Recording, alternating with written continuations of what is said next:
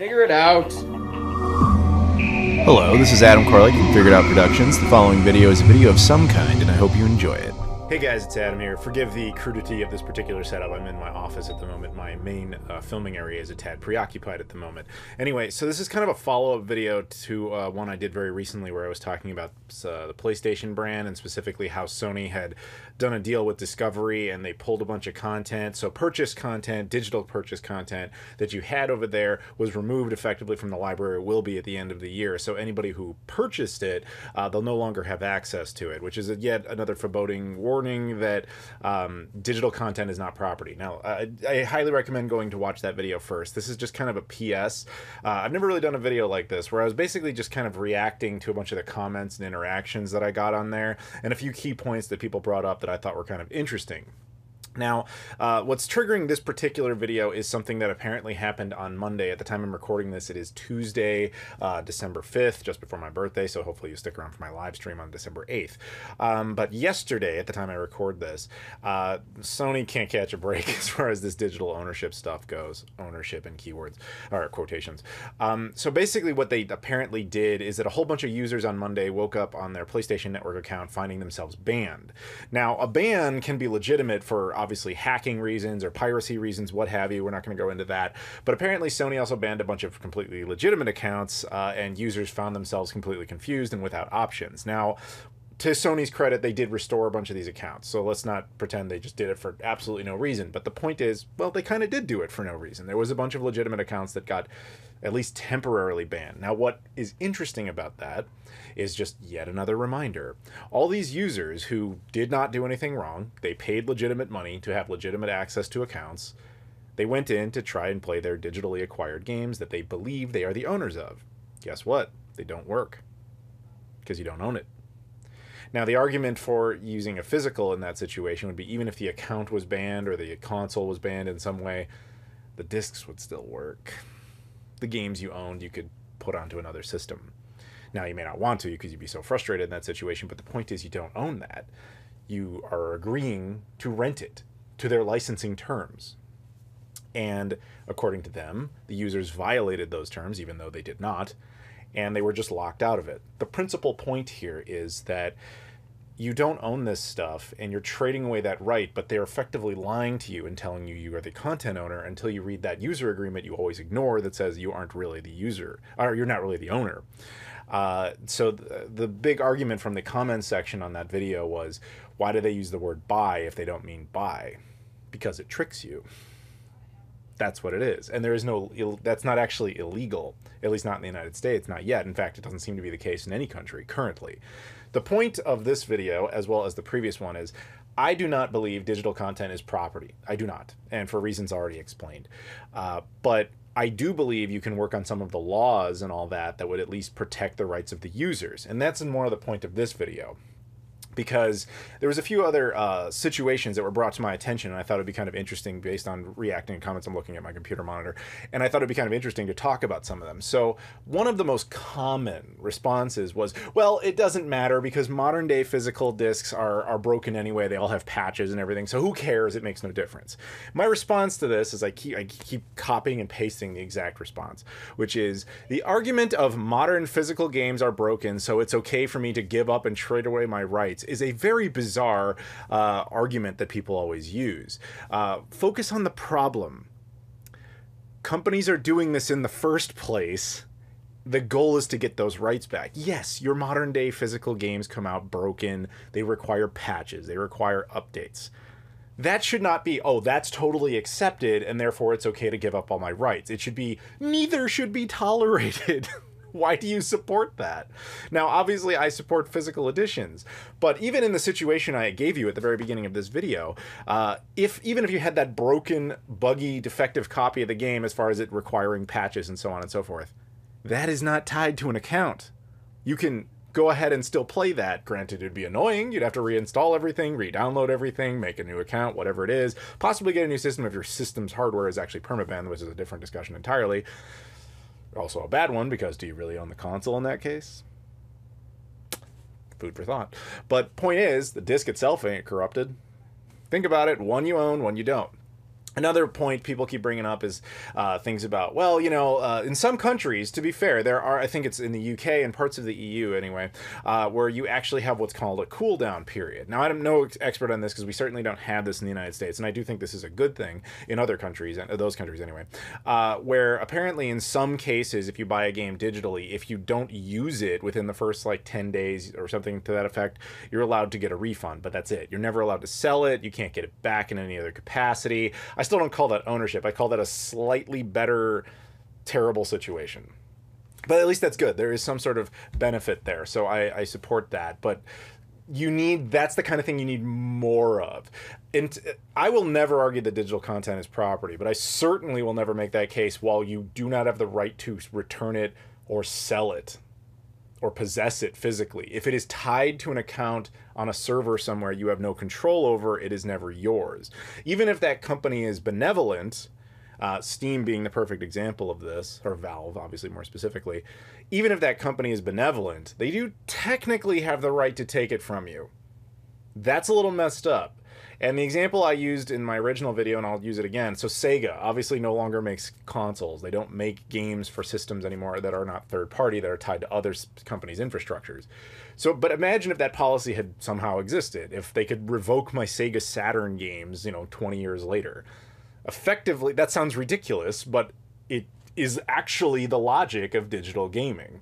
So circling back around to Steam, now, a couple people pointed this out. There were two really interesting things. Now, this is not something I found on my own. I just found this fascinating and I wanted to bring it up. So there was one guy who pointed out that technically only like 3 or 4 days ago at the time I record this, Valve actually did pull down some stuff from Steam, but in a weird way. So again, I'm not a PC gamer, but obviously, the way Steam works, you have to have a large series of backwards compatibility with old OSs for games to function. Now, this particularly affects Mac users. Now, in this situation, there were older, I think Apple themselves is discontinuing 32-bit content. 32-bit referring to like within computer infrastructure, not like, say, PlayStation. But because they're discontinuing it, the backwards compatibility feature will no longer function. So a bunch of titles that appeared on Steam, particularly for Mac users, I do not think this affects PC users in this specific instance, because of that situation, if you had it still installed on your computer, you're good to go, but it's eventually, if it gets corrupted, it's no longer re-downloadable. The point is, the people who bought those games, they believe that that's theirs in perpetuity and they can reacquire it through Steam. The answer is no, they can't. In those particular situations, those are gone. Now, I tweeted about this, I talked about this, and people basically said, oh, it's such a small user case, who cares? You should. You're the one, you're not affected by it directly in this particular instance, but again, it's the right of ownership.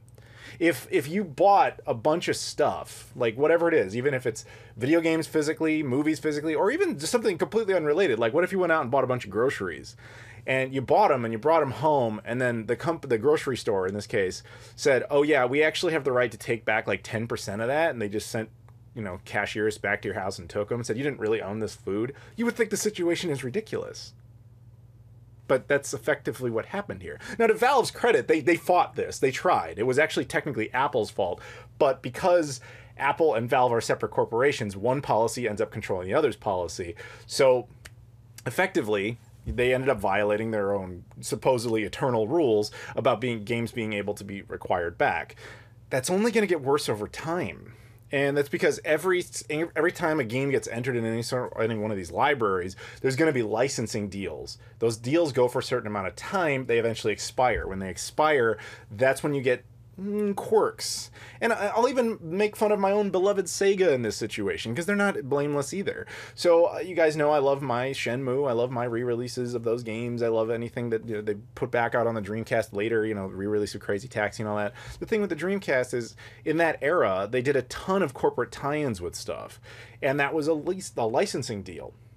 So when time came to re-release Shenmue or re-release Crazy Taxi, they didn't have those rights anymore. So they had to alter parts of the games that kind of, I'm not going to say ruined them, but that definitely kind of took away some of the things that made them special. Crazy Taxi without Offspring music is not Crazy Taxi. And that's just one example. Now, in a situation where a game gets pulled entirely because of music deals, That's really bad, especially if you're the person who paid for it. Now imagine that on a much bigger scale. This is kind of what happened with like the Wii eShop, and Nintendo's incredibly bad at their, supposedly eternal server system that allow people to get content back. But I'm sure a lot of you already know that one. But again, because it's digital content, it is not property. You don't really own that. Now, circling back around to Steam, another point that was brought up, and again, I don't use the service because I don't support digital content. I think of all of the players in the concept of digital distribution, Valve and Steam are by far the most benevolent. But do you know what that comes down to? It comes down to Gabe Newell and the fact that that's his position. Gabe Newell is a heartbeat away from death. That I'm not saying he's in bad shape and he's going to die. I'm simply saying the company runs the way that it does because he wants it to. He can retire, he can pass away, he could have a stroke, whatever. He could be incapacitated for any reason. And when that happens, there is nothing saying that the next person up to bat believes in what Gabe believes in. And if that's the case, it could suddenly change to the same type of policies we see out of Sony, Microsoft, Nintendo, or anybody. Any one of these situations where they go like, are we really going to sit here and keep allowing downloads and updates for games that have been on this service for like 25 years, then 20 years, 15 years, 10 years, 5 years? Those aren't the most profitable. Why keep wasting the space? It's not impossible. You just have to have a different guy come in. This is actually what happened with Sony when Jim Ryan entered the picture and he took over the PlayStation brand. One of the first things he tried to do was axe the PS Vita support, axe the PSP support, axe the PS3 support. You guys remember that? That's just one new guy coming in and taking over. That can happen at any time with Steam. And I'm not saying that Steam is bad. Please understand that. What I'm saying is, in all of these situations, you are just trusting a corporation that they're always going to do right by you. When I got news for you, corporations exist for the sole purpose of generating revenue, not spending it. So people point out to me all the time, in the event that Steam goes down, there's this agreement that like they'll allow you to download things. Like if they ever go out of business, I've heard this a million times, if they ever go out of business, they're going to just unlock all the games and make them DRM free and let them go on forever. And I'm like, you genuinely believe that a corporation that has gone out of business, aka they have no money, is going to spend money that does not exist to violate license agreements with third parties they don't control to give away free content? You believe this. Don't believe it. So, yeah, that really just absolutely rubbed me the wrong way. So these are some of the basic feedback. Now, for the most part, people seem to have come around and be like, wow, I didn't realize it was this bad. And I got to give props to a lot of the Gen Z kids. There was a lot of people in Gen Z who were like, yeah, dude, I'm on board. Now, to be fair, that's kind of because the audience I particularly have brought in over the years. But at the same time, like, the future's in their hands. I'm an old millennial. I'm going to fight this. Again, I'm the last generation that didn't have the internet. So we grew up without it, and we understand, we can remember what it was like not having that stuff and how stuff could be seen as very temporary. Again, Blockbuster was the example I kept citing.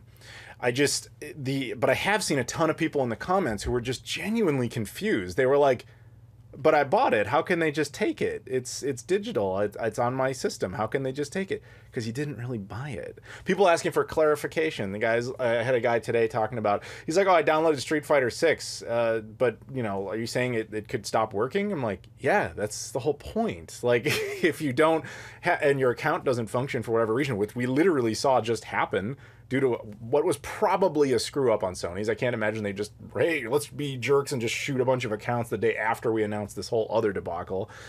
But, and to be fair, like, the only reason we're not talking about Microsoft or Nintendo screwing up this bad is because this is literally just what, like, happened recently. Microsoft, I'm sure, is guilty of this 1,000 times over, as is obviously Nintendo with the eShops and all that sort of stuff. Nobody is completely blameless here. Nobody who does digital distribution is completely blameless. And the point of this isn't a I got you, I told you so, any type of video. What I'm really seriously trying to do, guys, is I'm just trying to make people aware, because the one thing that I really picked up on in that comment section, because you have to understand, like I said, I'm an old millennial. This has been my mindset forever on the concept of digital distribution. I've been opposed to it. I've been making videos about it for essentially 15 years. So to me, it's just kind of a given. But one thing I didn't factor in is in that 15 years, you now have people that were born at the channel started who are 15 now, who just don't know about this.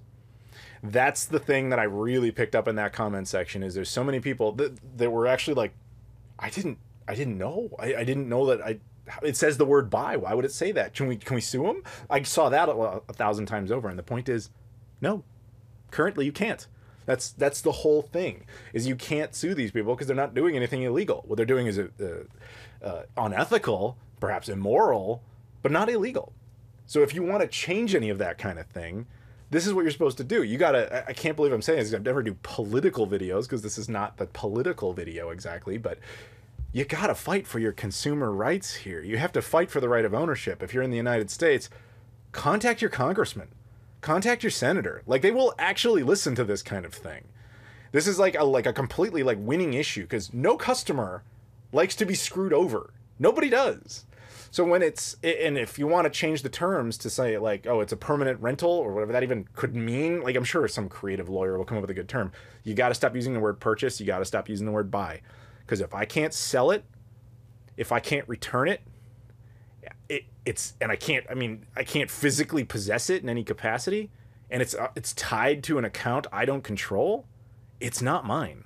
It's not. I mean, again, we were talking about this before, but it's kind of like piracy. Like piracy, if they're going to make the legal case, and they have in the past, Amazon and Apple both made the case in court that digital content is not property. So I really look forward to a creative lawyer saying, unless they sort this out and get good consumer rights behind everything, I do look forward to the eventual legal case where when somebody like Apple or Amazon, or in this case Sony, Microsoft, whatever, argues that digital content is not property, I do look forward to another lawyer saying, okay, then if it's not property, it can't be stolen. If it can't be stolen, piracy is legal? Because that's the gray area you're starting to get into. Because right now we don't have a clear definition on this, which is why everybody's getting kind of screwed in these situations. So you have to clear up that language. Because at the moment, the best method of digital preservation of any of this type of content is piracy. That's not good. That's not good at all. And before I go here, somebody pointed out to me something really fascinating, and I had totally forgotten about it. If you guys saw the previous video, one of the things I talked about was how back in the day, like, they used to completely control movies, so like, and TV shows. So if you were going to watch a TV show, they had pretty exact understanding for the time of who was watching, so they can completely control when it's viewable, which kind of commercials would be on it. So that's when they made their money through marketing. Movies, they always understood like, hey, it's a one-time viewing with a, you know, you go to the movie theater, we completely control it. The idea was to have you pay per view, hence that concept of pay-per-view. But over time, as home medium technology like VCRs, Betamax players, Laserdisc players, and obviously televisions all kind of became more popular, the opportunity was there to generate more revenue, but they were fearful of the idea of you going out and just like, you buy the movie once, then you watch it a million times and they lost on all these views. So they would sell you a license. Effectively, the tape was the license. VHS used to cost like $80 to $100 back in the day. But then that's where Blockbuster came. It doesn't really matter. But what I forgot, and a lot of people forgot, the whole idea behind that was to get the control, which is of course what they're trying to do now, where they eventually recontrol all the distribution methods. There was failed attempts in there. This could end up being failed attempts. The two that people cited was, people forget there was an early attempt at two different mutant forms of DVD, basically.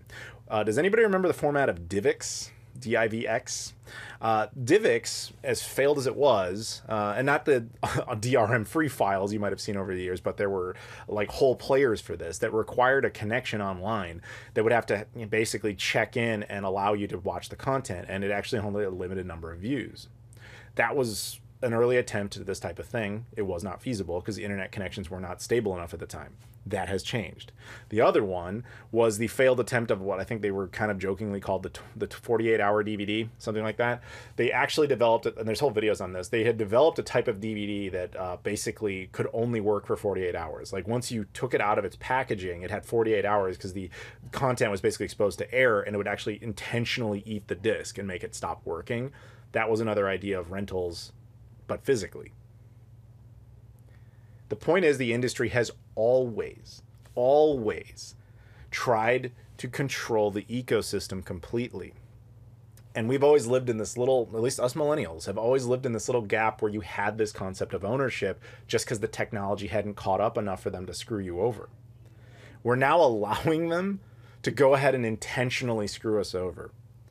When all of your rights are gone, when they're all gone from all of this and you can't get them back, don't be surprised that there's no one left to fight for you. If you are an American, contact your congressman, contact your senator. If you live in another country, try it your own way. Like I said, the EU and the UK have been a little bit better about this than we have over here. But I'm sorry that I keep talking about this, but I feel very passionately about the concept of ownership rights. And like I said, if I learned anything from the comment section of that video, it's that so many people, it's not that they are trading convenience for rights. They don't know that they're trading convenience for rights. That is the core of the issue here. Sorry, post-production Adam here. So I was actually editing this video together, and a new story came in that I thought was fascinating and I wanted to share with you because it's such a simple way to explain this. This guy was telling me that, so he has a kid, and his kid has a friend. So the two of them, I guess, both had Nintendo Switches, okay? Now, he told his son, you're not going to buy the digital games, you're just going to get physical stuff. So they would go to the store and, you know, they would buy their games, where his friend would always get the digital stuff. And they were, you know, I don't pretend to know the relationship between these two friends, but I guess they would always kind of buy the same games together. And that way they could play together in certain content, whatever it is, online and so on and so forth. Or they could just, whatever, so they could relate to each other. It doesn't matter. So they both decided they were done with the Nintendo Switch. They wanted to upgrade to, I don't know if it was an Xbox or a PS5, it doesn't matter. So they decided, you know, his dad's like, okay, well then you go to the store and you sell it to GameStop.